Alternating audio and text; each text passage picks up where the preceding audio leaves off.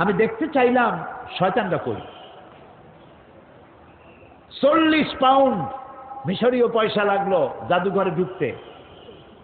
আমরা ঢুকতেছি, ঢুকে দেখলাম শয়তান কই, গুড়ি সব জায়গায়, বিশাল জাদুঘর। জিজ্ঞেস করলাম আসলটা কই?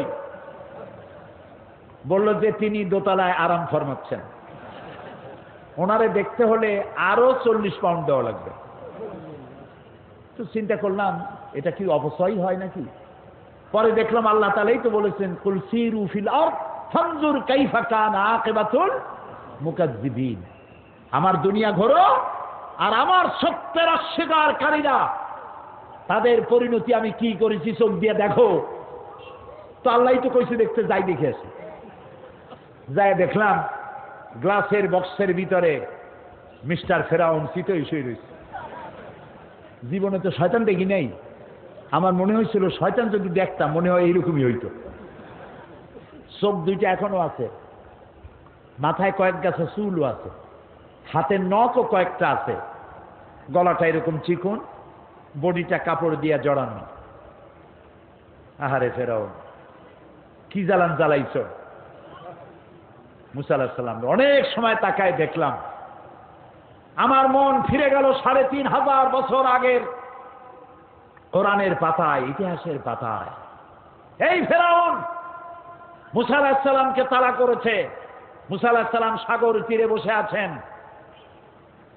সাথীরা বললেন, ইয়া মুসা ইন্না লামুদরাকুন, আমরা তো পাকড়াও হয়ে গেলাম, সাড়াশি আক্রমণ 3 দিক থেকে আমাদেরকে ঘেরাও করেছে, পালাবার তো রাস্তা নাই। মুসা আলাইহিস সালাম বললেন, কাল্লা, কখনো নয়, কখনো নয়, রব্বি সাইয়াহদিন, অবশ্যই আমার আল্লাহ আমার পথ বের করে দিবেন। সুবহানাল্লাহ, এত আস্তে কইলেন। এর নাম নবীর ঈমান। মুসলমানদের জন্য আল্লাহ তাআলা যথেষ্ট। আলাইসাল্লাহু বিকাফিন আবদাহ, আল্লাহ তাআলা বলছেন আমি আমার বান্দার জন্য যথেষ্ট নই। আরে বেটারা কও, অবশ্যই যথেষ্ট। আবার জোরে বলো। মুসা আলাইহিস সালাম বললেন, ভয় পাইও না, আমি যার গোলামি করি তিনি আমারে পথ করে দেবেন। মুসা আলাইহিস সালাম লক্ষ্য করলেন, হঠাৎ করে সামনের দিকে দরিয়া ফাঁক হয়ে গেছে, পানি প্রাচীর হয়ে গেছে, মাঝখান দিয়ে রাস্তা তৈরি হয়ে গেছে সাগরের মধ্য দিয়া। মুসা আলাইহিস সালাম তার দলবল নিয়ে রওনা করলেন। মাঝখানে এসেছেন ফেরাউন তার দলবল নিয়ে। দরিয়ার পাশে এসে দেখে, মাশাআল্লাহ, এ তো গ্র্যান্ড ট্রাঙ্ক রোড। ও মনে করছে ওর বাজানের তৈরি করে রাস্তা। দলবল নিয়ে ঢুকলো। ও যখন মাঝখানে, আল্লাহ মুসা আলাইহিস সালাম উঠাই দিয়েছেন ওপার, ঠিক জায়গা মতো গেছে। ইন্না বাতশা রাব্বিকা লাশাদীদ, এবার পাকড়াও এসে গেছে। আল্লাহ তাআলা বললেন, পানি বন্ধ কর, রাস্তা বন্ধ কর। আল্লাহর কি এত কথা বলার দরকার আছে? না। কি বলছিল? কোন? 2টা অক্ষরের মালিক, কাফ আর নুন। কোন দেন আন দেয়ার হয়ে যায়। হায়াকুন, ইনফিনিট পাওয়ার, সীমাহীন শক্তির মালিক, যা খুশি তাই করেন। আল্লাহর কসম, দুনিয়ার মুসলমানেরা যদি আল্লাহকে এই পাওয়ার হিসাবে বিশ্বাস করে, পৃথিবীর কোন শক্তি মুসলমানদেরকে প্রধানত করতে পারবে না।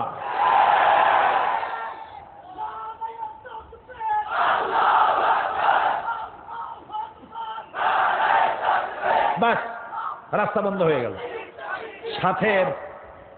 সাথী সঙ্গী যা ছিল কয়েক চুবনির মধ্যে শেষ।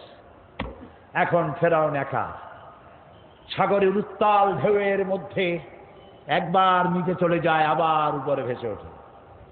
পানি খাইতে খাইতে পেট গেছে পটকা মাছের সাইজ হইয়া। ফেরাউন দেখলো আর তো উপায় নাই। ফেরাউন বলছে, আমানতু আন্নাহু লা ইলাহা ইল্লাল্লাযী আমানাত বিহি বানু ইসরাঈল। ও আল্লাহ, আমি ঈমান আনলাম ওই ইলাহের উপরে যার উপরে ঈমান এনেছে বনি ইসরাঈলেরা। আল্লাহরে বুঝাইতেছে যে তুমি যদি না বোঝো তাহলে তুমি এভাবে বোঝো যে বনি ইসরাইলেরা যে আল্লাহর উপর ঈমান আনছে, আমি কিন্তু সেই আল্লাহর উপর ঈমান আনছি। ও আনা মিনাল মুসলিমিন, আর আমি তো মুসলমান আল্লাহ, এরপরেও তুমি আমার চুবাও কে? আল্লাহ তাআলা বলছেন আল আন, এখন ওয়াকাদ আসাইতা কাবলু ওয়া কুনতা মিনাল মুফসিদিন। দেখেন আল্লাহ তাআলার বাচন ভঙ্গি কি সুন্দর। ফিরআউন বলতেছে আনা মিনাল মুসলিমিন, আমি হলাম মুসলমানদের একজন। আল্লাহ কয় ওয়া কুনতা মিনাল মুফসিদিন, তুই তো সন্ত্রাসী, কি আর মুসলমান, তুই তো সন্ত্রাসী। সারাটা জীবন আমার নবীকে জ্বালাইছো, আমার গোলামদেরকে জ্বালাইছো, বেটা তোরে আজ আমি ছাড়বো না, তোরে মারবো, তুই মরবি, তবে তোর শরীরটা বাঁচাবো। আলিয়াও মানুনা জি কাবে বাদানিক, আমি তোর শরীরটারে বাঁচায় দেব।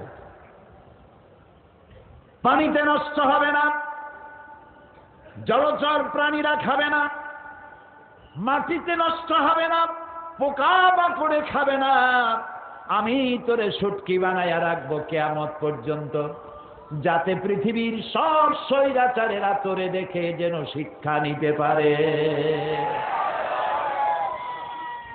ওই আল্লাহ আছে না নাই? আরো জোরে বলো, সেই আল্লাহই আছে। বর্তমানে 90 ফেরাউন, 90 নমরুদ, পৃথিবীর নতুন নতুন স্বৈরাচার যারা হবে, আল্লাহ তাদের ইন্তেকাম নেওয়ার জন্য আমার আল্লাহ যথেষ্ট, ঠিক না?